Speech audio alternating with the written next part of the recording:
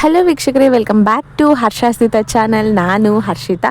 ನಾನಿವತ್ತು ದೃಷ್ಟಿದೋಷಕ್ಕೆ ಕಪ್ಪು ದಾರವನ್ನು ಕಟ್ಕೋತೀವಿ. ಇದರಿಂದ ಆಗುವ ಪ್ರಯೋಜನಗಳೇನು, ಹಾಗೂ ಮಕ್ಕಳಿಗೂ ಕೂಡ ದೃಷ್ಟಿ ದೋಷ ಬರದೇ ಇರೋ ರೀತಿ ನಾವು ಕಪ್ಪು ದಾರಗಳನ್ನ ಬಳಸೋದ್ರಿಂದ ನಕಾರಾತ್ಮಕ ಶಕ್ತಿ ನಮ್ಮಿಂದ ಹೊರಗೆ ಹೋಗುತ್ತೆ. ನಾವು ದೃಷ್ಟಿದೋಷಕ್ಕೆ ಬರಬಾರ್ದು ಅಂತ ಹೇಳಿ ಕಪ್ಪು ದಾರವನ್ನು ಕಟ್ತೀವಿ. ಎಲ್ಲೆಲ್ಲಿ ಕಟ್ಕೋತೀವಿ? ಕೈಯಲ್ಲಿ ಕಟ್ತೀವಿ, ಕಾಲಲ್ಲಿ ಕಟ್ತೀವಿ, ಹಾಗೆ ಸೊಂಟಕ್ಕೂ ಕೂಡ ಮಕ್ಕಳಿಗೆ ಕಟ್ತೀವಿ.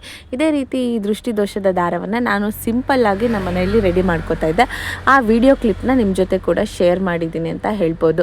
ದೃಷ್ಟಿ ದೋಷ ಅನ್ನೋದು ಮತ್ತೊಬ್ಬರು ನಮ್ಮ ಮೇಲೆ ಕೆಟ್ಟದಾಗಿ ನೋಡಿದಾಗ, ಅಂದರೆ ನೆಗೆಟಿವ್ ಎನರ್ಜಿ ಪಾಸ್ ಆದಾಗ ನಮ್ಮ ಮೇಲೆ ಆ ದೃಷ್ಟಿ ತಗಲುತ್ತೆ. ಆ ಸಮಯದಲ್ಲಿ ನಾವು ಕಪ್ಪು ದಾರವನ್ನು ಹಾಕ್ಕೊಂಡಿದ್ದಾಗ ಆ ದೃಷ್ಟಿಯನ್ನು ಆ ಕಪ್ಪು ದಾರದ ಮೇಲೆ ಬೀಳುತ್ತೆ. ಆಗ ನಮಗೆ ಏನು ತೊಂದರೆ ಆಗೋದಿಲ್ಲ ಅನ್ನೋದು ನಮ್ಮ ಭಾರತೀಯರ ಸಂಸ್ಕೃತಿ. ಹೌದು, ಇದು ನಿಜವಾಗ್ಲೂ ನಮ್ಮ ಸಂಸ್ಕೃತಿ, ನಮ್ಮ ಸಂಪ್ರದಾಯ. ಕಪ್ಪು ದಾರವನ್ನು ಕಟ್ಕೊಳ್ಳೋದ್ರಿಂದ ಬೇರೆಯವ್ರ ದೃಷ್ಟಿ ನಮ್ಮ ಮೇಲೆ ಬೀಳೋದಿಲ್ಲ ಅಂತ ಹೇಳಿ. ಹಾಗಾಗಿ ನಾನು ಇವತ್ತು ದೃಷ್ಟಿ ದಾರವನ್ನು ಸಣ್ಣದಾಗಿ ನಮ್ಮ ಮನೆಯಲ್ಲೇ ಸಿಂಪಲ್ಲಾಗಿ ಮಾಡ್ಕೋತಿದ್ದೀವಿ. ಈಗೆಲ್ಲ ಮಾಡರ್ನೈಸ್ ಆಗಿದೆ.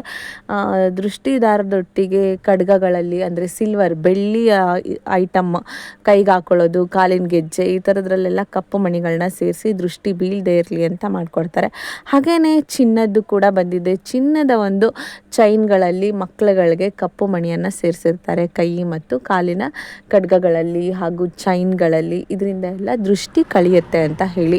ಇದು ಮಂಗಳವಾರ ಮತ್ತು ಶನಿವಾರದಂದು ದೇವಸ್ಥಾನಕ್ಕೆ ಹೋಗಿ ಬಂದ ನಂತರ ದೃಷ್ಟಿ ದಾರ, ಅಂದರೆ ಕಪ್ಪು ದಾರವನ್ನು ಕಟ್ಕೊಳ್ಳೋದ್ರಿಂದ ಪಾಸಿಟಿವ್ ವೈಬ್ಸ್ ನಮಗೆ ಬಂದಿರುತ್ತೆ, ಹಾಗೂ ನೆಗೆಟಿವ್ ಎನರ್ಜಿ ಏನಿರುತ್ತೆ ಅದು ನಮ್ಮಿಂದ ದೂರ ಆಗುತ್ತೆ ಅಂತ ಹೇಳಿ ಒಂದು ನಂಬಿಕೆ ಕೂಡ ಇದೆ ಅಂತಲೇ ಹೇಳ್ಬೋದು. ನೀವು ಕೂಡ ನನ್ನ ರೀತಿ ನನ್ನ ವಿಡಿಯೋನ ನೋಡಿ ಇಷ್ಟ ಆಯಿತು ಅಂದರೆ ಇದೇ ರೀತಿ ಸಿಂಪಲ್ಲಾದ ಒಂದು ದೃಷ್ಟಿ ದಾರವನ್ನು ಮಾಡ್ಕೊಳ್ಳಿ.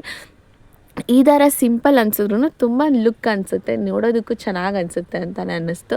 ನಾನು ಮಧ್ಯದಲ್ಲಿ ಒಂದು ಮರದ ಡಿಸೈನ್ದು ಒಂದು ಡಾಲರು, ಆ ಕಡೆ ಈ ಕಡೆ ಬೆಳ್ಳಿಯ 2 ಮಣಿಗಳು, ಜೊತೆಗೆ ಕಪ್ಪು ದಾರವನ್ನು ಯೂಸ್ ಮಾಡಿ ನಾಟ್ ಆಗ್ತಾ ಮಣಿಗಳು ಆ ಕಡೆ ಈ ಕಡೆ ಹೋಗದೇ ಇರೋ ರೀತಿ ನೀಟಾಗಿ ಕಟ್ಕೊಂಡೆ. ಇದು ತುಂಬ ಸಿಂಪಲ್ ಅನ್ಸಿದ್ರು ತುಂಬ ಚೆನ್ನಾಗಿ ಬಂತು ಅಂತ ಹೇಳ್ಬೋದು. ನನ್ನ ಓಲ್ಡ್ ಥ್ರೆಡ್ ಅಂಗಡಿನಲ್ಲಿ ತೊಗೊಂಡಿದ್ದಿತ್ತು.